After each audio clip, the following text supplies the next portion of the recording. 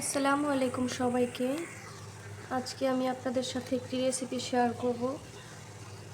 রেসিপিটি হচ্ছে কলিজার কাবাব, মুরগির কলিজার কাবাব।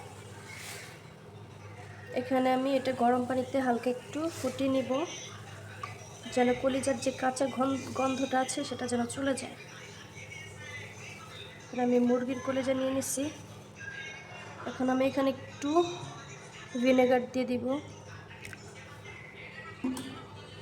আমার ছেলে মেয়ে মুরগির কলিজা অনেক পছন্দ করে, আমি অনেক পছন্দ করি, কিন্তু একটা যে স্মেল আছে ওইটা না ভালো লাগে না, তো সেই জন্য আমি একটু গরম পানিতে ফুটিয়ে নেব আর কি।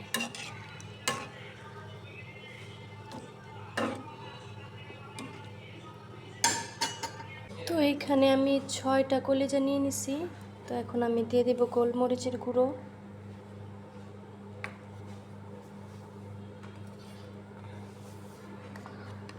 আধা টেবিল চামচ পরিমাণ আদা রসুন বাটা, সামান্য পরিমাণে সয়া সসে কিন্তু সল্ট থাকে, সল্টের পরিমাণ আপনারা বুঝে দিবেন। এরপর আমি দিয়ে দেব একটু টমেটো সস, স্বাদ মতো লবণ দিয়ে দিব।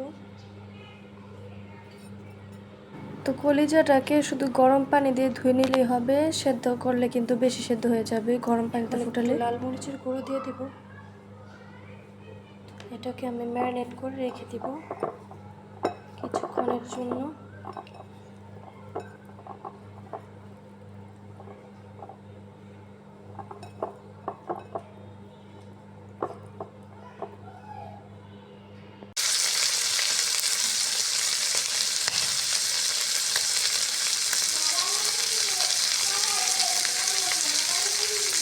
এই তো হয়ে গেছে আমার মুরগি কলিজা কাবাব, অনেক টেস্ট হয়েছে। আর আপনারা যদি স্মোকি ফ্লেভারটা তাহলে ফ্লেভার দিয়ে ওটা উপরে সাজিয়ে জাস্ট ছোট বাটি রেখে ছেড়ে দিবেন, জানেন কিভাবে স্মোকি ফ্লেভার করতে হয়, ওইভাবে করে আপনি স্মোকি ফ্লেভার পাবেন। তো আমি সব করতে পারি ক্লাসে সকালে আমি করলাম বাচ্চাদের জন্য খাবে সন্ধ্যা নাস্তা হিসেবে।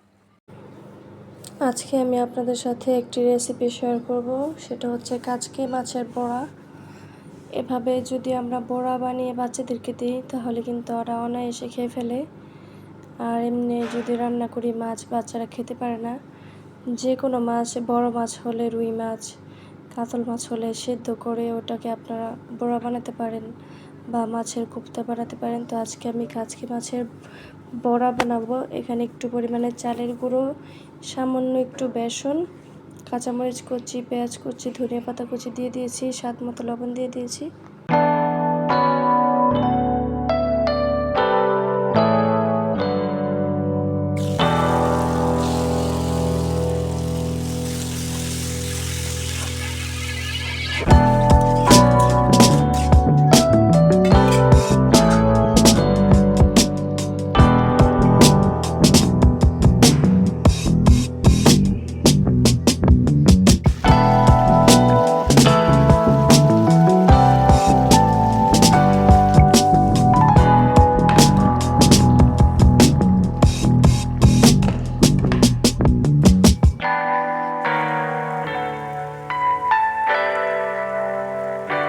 প্রাণপ্রিয় সকল মানুষদেরকে আসসালামু আলাইকুম।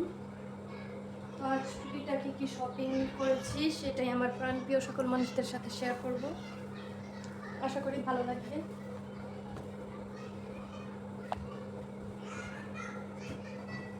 তো আজ টুকিটাকি শপিং করেছি, 2টা হেজাপূর্ণা নিয়েছি। এখানে যেহেতু গরম এসে পড়ছে তো এগুলো অনেক সফট কাপড়টা, সেজন্য এটা নিয়েছি, কমফোর্টেবল ফিল করবো সেজন্য।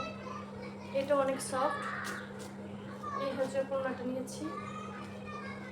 এই তো টুকিটাকি শপিং, ভাবলাম যেহেতু আমার কিছু কিছু লাইফস্টাইল শেয়ার করি আপনাদের সাথে, আজ কি কেনাকাটা করলাম সেটাও শেয়ার করি। তো আমার কাপড় সেলাইয়ের জন্য 2টা সুতা নিয়েছি, এখানে 2টা ইনার আছে। গরমে ভারী ইনারগুলো পরলে আমার অসুবিধা হয়, আমার তো সাইনোসাইটিকের সমস্যা, তো খুবই মাথায় প্রচণ্ড পরিমাণে পেন হয়। আর এটা আমার মেয়ের একটা ফ্রক আছে, তো সেটা লেস কিছুটা কম হয়েছে, তো সেই জন্য এটা আনছি ফ্রকে লাগাবো। এই লেসটা আনছি আমার মেয়ের হেজাবে লাগাবো সেই জন্য, আর এটা এই জামাতে লাগাবো এই লেসটা, সেজন্য আনা হয়েছে। আর মেয়েকে যেহেতু কোরআন শরীফ পড়ে, নামাজ পড়ে মাঝে মধ্যে, তো পায়জামা বানিয়ে দিব, সেজন্য এই কাপড় নিয়ে আসছি। লাল কালার আর জাম কালার, এটা হচ্ছে স্কুলের জন্য বানিয়ে দিব পায়জামার কাপড়। তো ওই দিন এটা আমি দেখাইছিলাম, ওটা আনবক্সিং করি নাই, তো আনবক্সিং করে দেখাবো আপনাদেরকে। এই জিনিসটা খুবই ভালো লাগছে, এই জিনিসটা আমার অনেক উপকারে আসবে এটা, সেই জন্য। একটি ভিডিও কন্টেন্ট তৈরি করতে আসলে অনেক অনেক কষ্ট হয়। আমি অনেক আপুদের ভিডিও দেখি, লাইক কমেন্ট শেয়ার করে দিই এবং সাবস্ক্রাইব করে রাখি, কারণ আমি তো নিউ কন্টেন্ট ক্রিয়েটর। আমি কিছুটা হলো তাদের কষ্ট বুঝি যে একটি ভিডিও কন্টেন্ট তৈরি করতে কত কষ্ট হয়। সেজন্য আমিও তাদের ভিডিও দেখি এবং লাইক কমেন্ট শেয়ার করি এবং সাবস্ক্রাইব করে দিই। আপনারা প্লিজ ভালো লাগলে লাইক কমেন্ট শেয়ার করবেন এবং চ্যানেলটিকে সাবস্ক্রাইব করে রাখবেন, যেন পরবর্তী ভিডিও পেয়ে যান।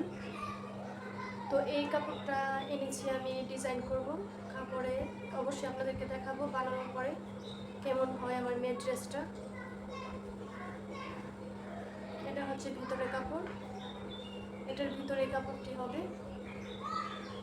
তো এই তো টুকিটাকি শপিং কেমন হয়েছে আমার, অবশ্যই আমাকে জানাবেন। সবাই ভালো থাকবেন, সুস্থ থাকবেন, টাটা এন্ড টেক কেয়ার, আল্লাহ হাফেজ।